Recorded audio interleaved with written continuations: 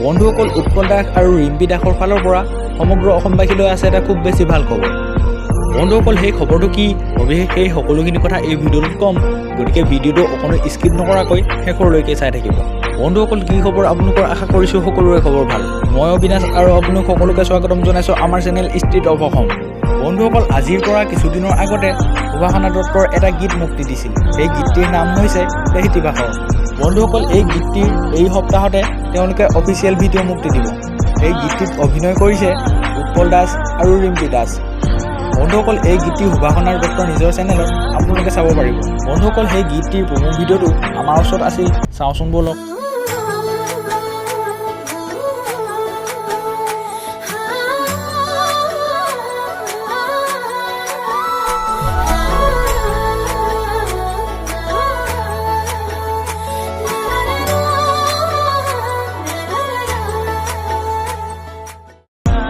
বন্ধুসকল, উৎপল দাস আৰু ৰিম্পী দাসৰ অভিনয় চাই যদি আপোনালোকে ভাল পায় তেন্তে ভিডিঅ'টোত এটা লাইক কৰি চেনেলটোকো ছাবস্ক্ৰাইব কৰি ল'ব আৰু কাষতে থকা বেল আইকনটো অল প্ৰেছ কৰি ল'ব।